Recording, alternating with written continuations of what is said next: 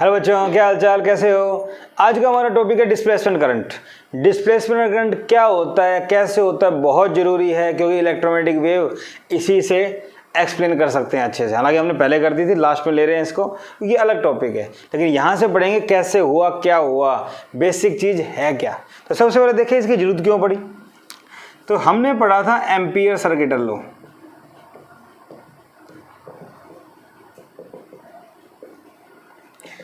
Ampere circuit law क्या कहता है, हमारे पास कोई क्लोज सरफेस है, करंट फ्लो कर रहा है इसके अंदर, तो क्या कहता है ये B dot D l equal to mu naught I. Total current I, कुछ भी ज़्यादा ले लो। ये कहता है line integral of magnetic field over a close path equal to mu naught time the total current entering the loop. तो loop किस डायरेक्शन में ट्रेस करते हैं उधर से डिसाइड होता है करंट किधर पॉजिटिव लेना है। ये सारा हम पीछे पढ़ चुके हैं। इसका मतलब लूप के अंदर जितना करंट होगा उतना ही मैग्नेटिक फील्ड आएगा, ऐसा कुछ है। तो एम्पियर्स ने ये बताया, मैक्सवेल नाम का एक साइंटिस्ट आया, उसने कहा this rule is inconsistent, logically inconsistent, सही नहीं है, इसमें कुछ गड़बड़ है। कैसे गड़बड़ है, क्या गड़बड़ है वो देखो। तो एम्पियर्स लॉ हो गया, नीड ऑफ डिस्प्लेसमेंट करंट। देखो हमने एक कैपेसिटर लिया, इसकी दो प्लेट्स ली और इसके साथ हमने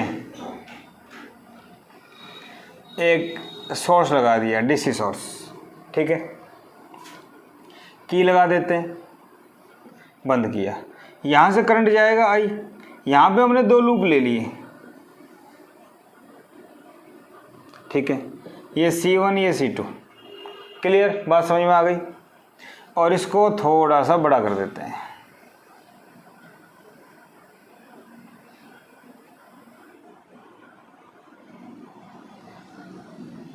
ठीक है। फॉर C1 जो सर्कुलर लूप लिया है, इसके अंदर से करंट फ्लो कर रहा है आई। तो करंट कैरिंग वायर के अराउंड लूप है, तो इसका मतलब लूप के अंदर से करंट फ्लो कर रहा है।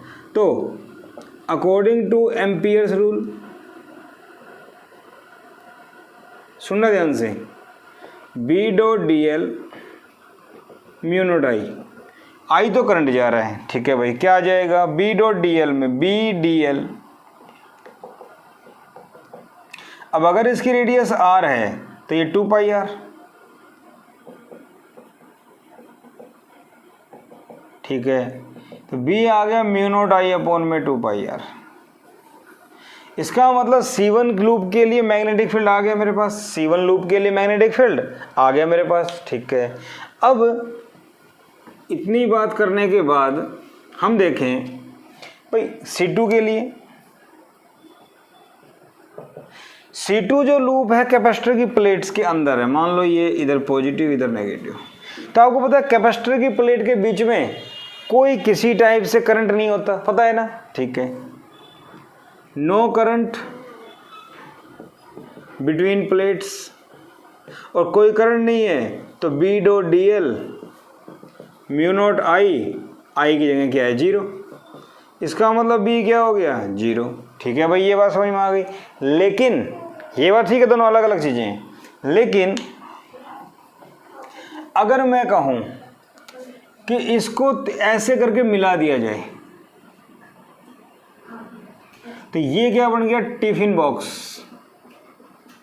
ये टिफिन बॉक्स के शेप में आ गया।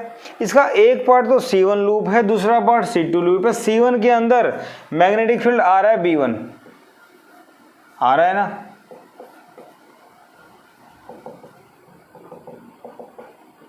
ठीक है। लेकिन फॉर C2 वही बातें, नो करंट बिटवीन प्लेट्स जो अभी बताया था मैंने।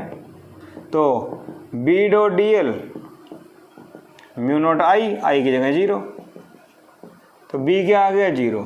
तो पूरी एक ही बॉडी है, लेकिन उस बॉडी के एक सरफेस पे मैग्नेटिक फील्ड है, दूसरे पे नहीं है। इसका मतलब for this situation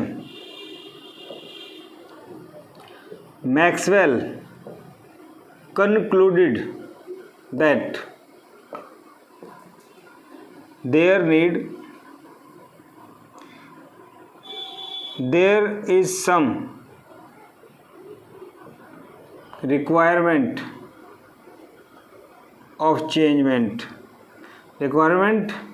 to change amperes rule. इस बेस पे मैक्सवेल ने कहा कि एम्पियर के रूल को चेंज करने की जरूरत है, क्योंकि यहाँ मैग्नेटिक फील्ड है, यहाँ नहीं, ऐसा तो हो ही नहीं सकता, ऐसा तो हो ही नहीं सकता। तब उसने कहा कि कुछ ना कुछ आना चाहिए जो इस इक्वेशन को कंप्लीट करेगा, और उसके बाद इस इक्वेशन का नाम पड़ गया मॉडिफाइड एम्पियर सर्किट लॉ या एम्पियर मैक्सवेल लॉ। वो पढ़ेंगे, उससे पहले डिस्प्लेसमेंट करंट क्या कहता है वो देखते हैं। डिस्प्लेसमेंट करंट क्या कहता है वो देखो, ध्यान सुनना। इसको लिखते हैं आईडी से। It is the current which produce in a region, it is the current which produce in a region where electric field and magnetic field,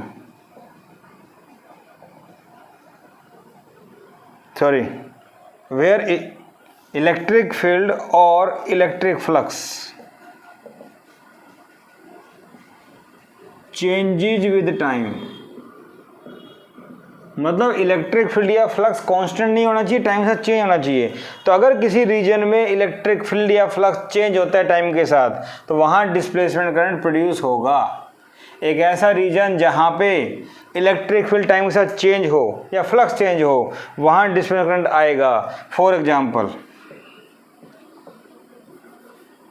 region between plates of a capacitor. देखो, ये capacitor की plate है, हमने एक battery से जोड़ दिया। Battery में जैसे ही की को मैं क्लोज करूंगा, इसके ऊपर चार्ज बढ़ना शुरू होगा। जैसे जैसे चार्ज बढ़ेगा वैसे वैसे यहाँ पे इलेक्ट्रिक फील्ड बढ़ेगा। अगर कोई लूप रखा जाए तो उस लूप के अंदर इलेक्ट्रिक फील्ड चेंज हो रहा है नहीं हो रहा। अगर इलेक्ट्रिक फील्ड चेंज हो रहा है, इसका मतलब यहाँ पे करंट आएगा। उस करंट को क्या नाम देंगे? Displacement current. तो एक कैपेसिटर की प्लेट बेस्ट एग्जाम्पल है रीजन के लिए जहाँ इलेक्ट्रिक फील्ड चेंज होता है। बात समझ में आ गई होगी। तो वहाँ डिस्प्लेसमेंट करंट प्रोड्यूस होगा। इतनी बात समझ में आ गई। अब हम चाहते हैं डिस्प्लेसमेंट करंट का फॉर्मूला पता लगाया जाए। क्या चाहिए हमें? फॉर्मूला। तो देखो, फॉर्मूला चाहिए। सपोज करो ये कैपेसिटर है, इसके ऊपर ये आपके पास चार्ज आ गया -q + q, ठीक है ना। सिग्मा सरफेस चार्ज डेंसिटी मान लें। तो मैं लिख सकता हूँ electric field between plates of capacitor. तो E क्या होता है? सिग्मा अपॉन एप्सिलॉन नॉट, ठीक है। Put sigma equal to Q/A, charge upon area. A क्या होता है? एरिया ऑफ प्लेट्स, ठीक है। तो E आ जाएगा मेरे पास Q/A एप्सिलॉन नॉट, ठीक है। इतनी बात समझ में आ गई। तो इलेक्ट्रिक फ्लक्स क्या बन जाएगा भाई? Phi equal to E into area. Area लिया जाएगा, मान लो यहाँ पे क्या सर्कुलर प्लेट है, तो E क्या हो गया? Q/A एप्सिलॉन नॉट इंटू में A से A कट गया, Q/एप्सिलॉन नॉट, फ्लक्स आ गया। नाउ देखो, सिंपल सी बात है, इलेक्ट्रिक फील्ड का फॉर्मूला सिग्मा पुट कर दो, फ्लक्स निकाल लो, फाई आ गया। नाउ d∅dt निकाल लो, तो d/dt ऑफ Q/एप्सिलॉन नॉट, तो 1/एप्सिलॉन आउटसाइड dQ/dt। इसको इधर ले आओ, एप्सिलॉन नॉट d∅dt, और ध्यान दें इलेक्ट्रिक फ्लक्स है तो E लगा देंगे। तो ये हो गया dQ/dt। ये क्या है? Rate of change of charge on plates of capacitor, ठीक है। तो एप्सिलॉन नॉट d∅E/dt यही क्या होता है? Displacement current. तो डिस्प्लेसमेंट करंट का फॉर्मूला क्या आ गया बेटा मेरे पास, epsilon naught D phi E by D T, rate of change of flux. ठीक है भाई, इतनी बात मुझे समझ में आ गई। यहाँ अगर देखा जाए तो आई डी आ गया epsilon d phi E by D t. जरा सोचा जाए तो एप्सिलॉन नॉट फाई क्या होता है, flux, electric field into area. तो एप्सिलॉन नॉट एरिया बाहर ले लो, D E by D T. तो rate of change of flux बोलो, या फ्लक्स चेंज हो रहा है या फिर इलेक्ट्रिक फील्ड चेंज हो रहा है, बात तो एक ही है। क्या इतनी बात समझ में आ गई? ठीक है, तो डिस्प्लेसमेंट करंट क्या होता है, आई थिंक समझ में आ गया। इक्वेशन क्या होती है याद करनी पड़ेगी। ठीक है भाई, फॉर्मूला पता लग गया, epsilon naught D phi E by D T. ठीक है भाई, अगर मीडियम आ जाए तो एप्सिलॉन नॉट की जगह एप्सिलॉन आ जाएगा। ठीक है, कैपेसिटर की प्लेट के बीच में अगर मीडियम है, for any medium between plates, I D क्या हो जाएगा, एप्सिलॉन नॉट एप्सिलॉन आर, या सीधा के से मल्टीप्लाई कर दें। समझ गए ना, के क्या हो जाएगा, डाई इलेक्ट्रिक कांस्टेंट। क्लियर, बात समझ में आ गई। ये तो पीछे पढ़ चुके हैं हम लोग। अच्छा, modified form of Ampere's law. Modified form क्या कहते हैं, देखो, B dot D L, mu naught I था, आई प्लस आई डी हो गया, चेंज चाहिए था, चेंज हमने कर दिया। अब टोटल करंट ये है। ठीक है भाई, इसको क्या लिख सकते हैं, B dot D L mu naught I plus epsilon naught D phi E by D T. ठीक है, this is known as Ampere's Maxwell law, क्योंकि मैक्सवेल ने कंट्रीब्यूशन दिया था यहाँ पे, और मॉडिफाइड एम्पियर्स लो। किसी भी तरीके से आप इसको याद कर सकते हैं, ये हमारे पास इंपॉर्टेंट चीज़ है। इसके बाद बात करें कंसिक्वेंसेस, क्या रिजल्ट आता है, जरा सोचो। अगर किसी रीजन में इलेक्ट्रिक फील्ड चेंज होता है, तो इलेक्ट्रिक फील्ड के चेंज होने से क्या आया था, डिस्प्लेसमेंट करंट, और करंट है तो क्या आएगा, मैग्नेटिक फील्ड। इसका मतलब इलेक्ट्रिक फील्ड के चेंज होने से क्या प्रोड्यूस हो रहा है, इलेक्ट्रिक फील्ड के चेंज होने से क्या आ रहा है, डिस्प्लेसमेंट करंट, और करंट से क्या आ रहा है, मैग्नेटिक फील्ड। आ रहा है नहीं आ रहा, तो इलेक्ट्रिक फील्ड मतलब चेंजिंग इलेक्ट्रिक फील्ड से क्या आ रहा है, मैग्नेटिक फील्ड। ठीक है, और चेंजिंग मैग्नेटिक फील्ड से क्या आया था, इंड्यूस ईएमएफ और इलेक्ट्रिक फील्ड। तो ये किसने बताया, मैक्सवेल ने, और ये किसने बताया, फैराडे ने। अरे याद आ रहा है नहीं आ रहा, फैराडे ने क्या कहा था, अगर मैग्नेटिक फ्लक्स किसी रीजन में चेंज होता है तो इंड्यूस ईएमएफ आएगा, इंड्यूस ईएमएफ का मतलब इलेक्ट्रिक फील्ड आएगा, इंड्यूस इलेक्ट्रिक फील्ड आया था ना। तो अगर इलेक्ट्रिक फील्ड किसी रीजन में चेंज होता है, डिस्प्लेसमेंट करंट आएगा और मैग्नेटिक फील्ड, मतलब वेरिएबल इलेक्ट्रिक फील्ड से मैग्नेटिक फील्ड आ रहा है और वेरिएबल मैग्नेटिक फील्ड से इलेक्ट्रिक फील्ड आ रहा है। इसका मतलब ई बी में चेंज हो रहा है और बी ई में चेंज हो रहा है। इसका मतलब सिमेट्री फॉलो हो रही है। बोलो, बात समझ में आई? ये कंसिक्वेंस रिजल्ट है, काफ़ी इंपॉर्टेंट है, समझने के लिए ज़रूरी है,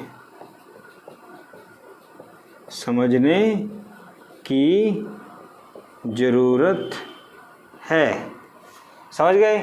ठीक है भाई, ये बात समझ में आ गई। मॉडिफाइड फॉर्म क्या होती है? ठीक है, इसके बाद मोटी मोटी बातें सारी हो गई। यही क्वेश्चन आ जाता है सीबीएसई में कई बार। क्वेश्चन आ जाए, prove that displacement current is equal to conduction current. Conduction current वो होता है जो वायर में फ्लो करता है, I D equal to I C. ठीक है, वैसे लेके चलेंगे। ये कैपेसिटर की प्लेट है, इसके ऊपर charge plus Q minus Q sigma surface charge density, electric field between plates of capacitor E equal to sigma upon epsilon naught. Sigma क्या होता है? Charge upon area. वही पीछे वाली बात है, ए क्या होता है, एरिया ऑफ प्लेट्स, ठीक है। Okay, now electric flux, electric flux क्या होता है, फाई ई ए, तो फाई क्या होता है, E Q upon A epsilon naught into में ए से ए कट गया, Q by epsilon naught. Now d phi by D t क्या होता है, 1 by epsilon naught outside, d Q by D t. ये इधर ले आओ, epsilon naught D phi by D t, d Q by D t. हमने पीछे कहा था ये होता है displacement current, no doubt. D Q by D t हमने कहा था rate of change of charge on the capacitor plate. But ये जो चार्ज कैपेसिटर की प्लेट पे आ रहा है, ये किसकी वजह से आ रहा है, कंडक्शन करंट की वजह से, ठीक है।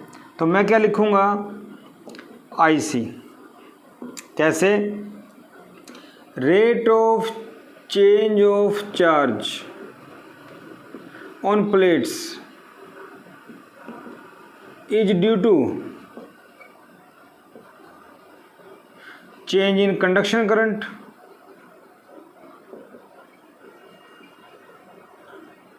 so IC equal to dq by dt, यही IC है।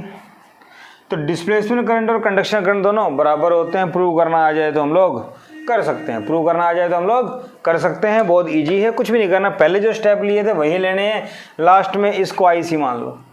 अगर हम देखें क्या करना है तो ये, और समझाने के लिए मैंने सारा बताया आपको, ठीक है। ओके, तो ये था डिस्प्लेसमेंट करंट कैसे क्या होता है, पता लग गया आपको। इनके ऊपर न्यूमेरिकल बन जाते हैं, फॉर्मूला बेस्ड, कोई दिक्कत नहीं, अपने आप कर सकते हो, मैं नहीं करवा रहा। बात आती है, मैक्सवेल ने 4 इक्वेशन दी, मैक्सवेल्स इक्वेशंस, शुरू से लेके अब तक, ई से बी आया, बी से ई आया, कैसे, हमने कहा ना भी नेचर में सिमेट्री है। वेरिएबल इलेक्ट्रिक फील्ड से मैग्नेटिक फील्ड आया, वेरिएबल मैग्नेटिक फील्ड से इलेक्ट्रिक फील्ड आया, दोनों में रिलेशन। तो उसके लिए मैक्सवेल ने 4 इक्वेशन दे दी। फर्स्ट, फैराडेज इक्वेशन या फैराडे लो। फैराडे लो क्या कहता है, या पहले गॉस थ्योरम लेते हैं। गॉस लो इन इलेक्ट्रोस्टैटिक्स क्या कहता है, E dot d S equal to charge upon epsilon, total charge, हमारा पड़ा हुआ है, ठीक है। दूसरा, गॉस लॉ इन मैग्नेटोस्टैटिक्स, ये कहता है बी डॉट डी एस, आपको पता है पीछे पड़ा हुआ, मोनोपोल, सिंगल पोल एग्जिस्ट नहीं करते इसलिए जीरो, यहाँ पे करते हैं। तीसरा, फैराडे लो।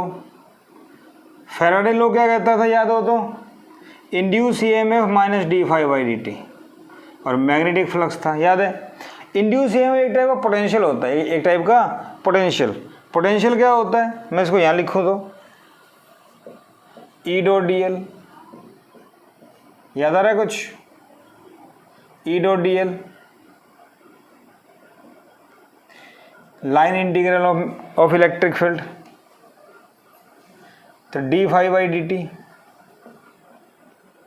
याद आ रहा है कुछ, या माइनस आता है इसके साथ, इसलिए हमने माइनस से माइनस हटा दिया, चाहो तो लगा लो, कोई दिक्कत नहीं है, ठीक है। बोलो, E dot D L D B by D S, ये आ जाएगा। चौथा, Ampere Maxwell law. Ampere Maxwell law क्या कहता है, B dot D L mu naught I plus I D, ये ऐसे माइनस हट जाएगा। E dot D L D B by D T, B dot D L mu naught I plus I D, और लिखो तो B dot D L mu naught I plus epsilon, ये आई सी है, वैसे आई सी को आई लिख दिया, कंडक्शन करंट आता है ये। तो ये 4 इक्वेशंस हैं, गॉस लो, फैराडे लो, एम्पियर मैक्सवेल लॉ। ठीक है, तो डिस्प्लेसमेंट करंट क्या होता है पता लग गया। सबसे इंपॉर्टेंट बात है यहाँ से पता लगता है, मैक्सवेल ने यहाँ बताया कि जैसे मैग्नेटिक फील्ड के चेंज करने से इलेक्ट्रिक फील्ड आता था, वैसे किसी रीजन में अगर इलेक्ट्रिक फील्ड चेंज हो रहा है तो इलेक्ट्रिक फील्ड के चेंज होने से मैग्नेटिक फील्ड आएगा, क्योंकि नेचर में सिमेट्री होती है और नेचर लव सिमेट्री, इसलिए ऐसा पॉसिबल है। इसी वजह से आगे हम एक्सप्लेन करते हैं इलेक्ट्रोमैग्नेटिक वेव्स को। समझ में आई बात? तो बेटा आज का लेक्चर बहुत अच्छा था, बहुत इंपॉर्टेंट है, समझ में आ जाए तो आज का लेक्चर पसंद आया हो तो लेक्चर को, वीडियो को लाइक कीजिए, शेयर कीजिए, सब्सक्राइब जरूर कीजिए। नेक्स्ट हम ऑप्टिक्स शुरू करेंगे। Thank you.